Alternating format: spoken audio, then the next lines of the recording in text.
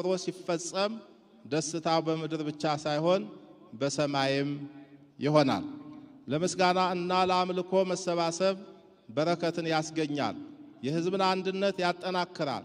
በሰዎች መካከል ፍቅርና መከባበር እንዲኖር ያበረታታል። ወጣቶችንም የጥበብ ሁሉ መጀመሪያ በሆነው ፈሪሃ እግዚአብሔር እንዲታነጹ ሀገራቸውንና ሃይማኖታቸውን እንዲወዱ ታላላቆቻቸውንና አባቶቻቸውን እንዲያከብሩ ከክፉ እንዲርቁ የእግዚአብሔርና የሰው ፍቅር እንዲኖራቸው ያደርጋል። ስለዚህ በሁሉም የሕይወታችን ምዕራፍ እውነተኛ መንፈሳዊነትን፣ ስነ ምግባርንና ሚዛናዊነትን ልንከተል ይገባናል። በሶሻል ሚዲያ አጠቃቀም በመንፈሳዊና በማህበራዊ ግንኙነታችን ሁሉ ከልዩነትና ከጥላቻ በመራቅ ለቀጣዩ ትውልድ መልካም ታሪክን እንድናስረክብ ቆም ብለን በማሰብና በማስተዋል ልንመላለስ ያስፈልጋል። ከቅዱሳት መጻሕፍት እንደምንረዳው ሰውና መላእክት የተፈጠሩት ስሙን ለመቀደስና ክብሩን ለመውረስ አምላክን በስራው ሁሉ ለማመስገን ነው። አመስጋኝነት ትልቅ ስጦታ ሲሆን ማመስገን የሚችል ሕዝብ ተስፋና ጽናትን የታደለ ነው። በእግዚአብሔር የታመኑ ምእመናን በመከራ ጊዜም ቢሆን ኢየሱስ ክርስቶስን በመውደድ እሳቱንና ስለቱን ታግሰው ያመሰግናሉ። ሰለስቱ ደቂቅ ይባርክዎ ደቂቀ እጓለ እመሕያው ለእግዚአብሔር፣ የሰው ልጆች ሁሉ እግዚአብሔርን ያመሰግናሉ እያሉ ይዘምሩ የነበረው በእሳት ውስጥ ተጥለው ባሉበት ወቅት ነው። የጥንት ክርስቲያኖችም በሮማውያን ሲሳደዱ በግበበ ምድር ኖላዊ ነዘበአማን ኢየሱስ ክርስቶስ እውነተኛ እረኛችን በማለት በመከራ ውስጥ ሆነው እግዚአብሔርን ያመሰግኑ ነበር። ይህን የሚያደርጉት መከራው ሳይሰማቸው፣ ስደቱ ሳይጎዳቸው፣ ሕይወታቸውን ሳይደናቀፍባቸው ቀርቶ አይደለም። የሚያመልኩት አምላክ ለሚከፍሉት መስዋዕትነት አክሊልን የሚሰጥ ከሚያሳድዷቸው በላይ እነሱን ለመጥቀም የታመነ መሆኑን ስለሚያውቁ ነው። ክቡራን የመንፈስ ቅዱስ ልጆቻችን፣ ሰው ከጥንት ጀምሮ ለምስጋና ሲቆም እንዳያመሰግን የሚያደናቅፍ፣ እንዳይደሰት የሚያሳዝን ጉዳይ ሳይኖረው ቀርቶ አይደለም። ሁል ጊዜ እግዚአብሔርን እንድናመሰግን ወይም ዓለምን ፈርተን እውነተኛውን አምልኮ እንዳንፈጽም የሚፈልጉ ቢኖሩም እኛ ግን አይምሩ ከመአነ ውእቱ እግዚአብሔር፣ እኔ አምላክ እንደሆንኩ ወቁ የሚለን የያዕቆብ አምላክ መጠጊያችን ነውና እርሱም ማምለክን አንተውም፣ ማመስገንም አናቋርጥም። ዓለማውያን ምሁራን ማመስገን የሚችል ሰው የሕይወትን ትርጉም ያውቃል፣ ምስጋና ሕይወትን ሙሉ ያደርጋል፣ ምስጋና መከራን እንድንረሳው ሳይሆን ድል እንድናደርገው ያስችለናል በማለትም ያስተምራሉ።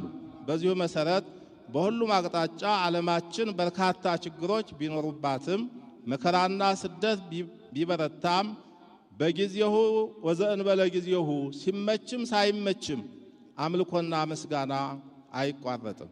የሰውን ልጅ ማስተማር፣ ወንጌልን ማስፋፋት፣ ድህነትን መስበክ፣ እግዚአብሔርን ማክበርና ማመስገን ለዓይን ቅጽበትም ቢሆን መቋረጥ የለበትም። ዛሬ የምንጠቀምባቸው የክርስትና ቅዱሳት መጻሕፍት ንዋየ ቅድሳት ሐዋርያዊ ሥርዓትና መንፈሳዊ አገልግሎቶች በተድላና በደስታ የተገኙ አይደሉም። አበው በየዋሻውና በየተራራው እየተሰደዱ ያቆዩልን የማይለወጠው ቀኖናችን ውጤቶች ናቸው።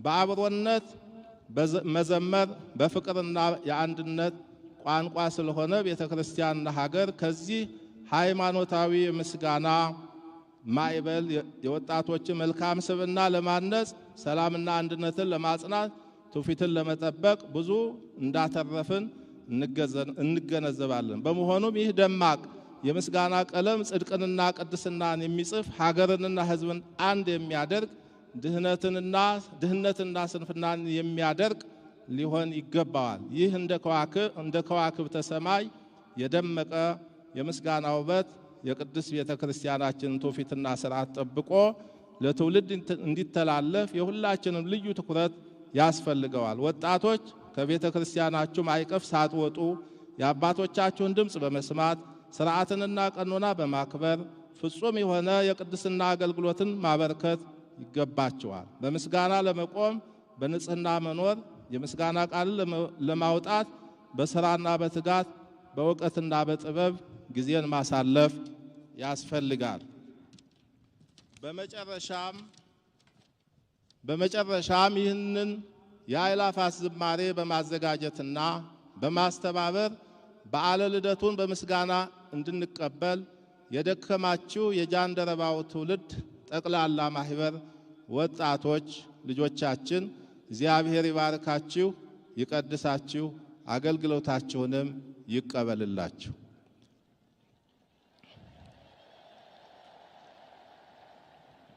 መርሃ ግብሩን በሰላም እንድናከናውን ተገቢውን የተቃና አስተዳደራዊና የጸጥታ ድጋፍ ያደረጋችሁ የአዲስ አበባ ከተማ መስተዳድር ከንቲባ ጽሕፈት ቤት እንዲሁም በየደረጃው ያላችሁ ሁላችሁንም የመንግስት አካላት ለተቃና ትብብራችሁ በቅድስት ቤተክርስቲያናችን ስም ከልብ እናመሰግናለን።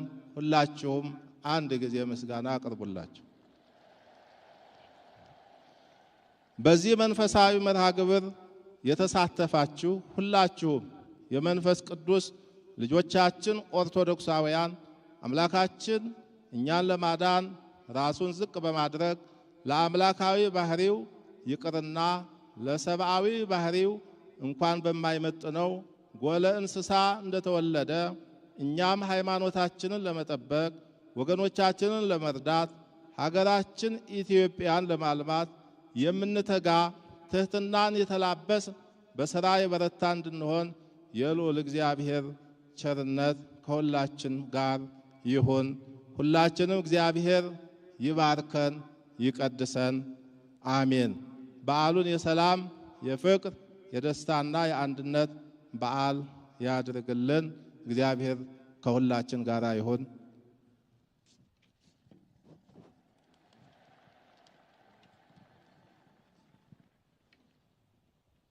የብፁዕ አባታችን አቡነ ዲዮስቆሮስ ቡራኬ ለሁላችንም ይድረሰን። ከዚህ በመቀጠል የዕለቱን ዝማሬ የኢትዮጵያዊው ጃንደረባ ትውልድ ጠቅላላ ማህበር አባላት የዚያ ክፍል የሆኑት የጃን አግናጢዮስና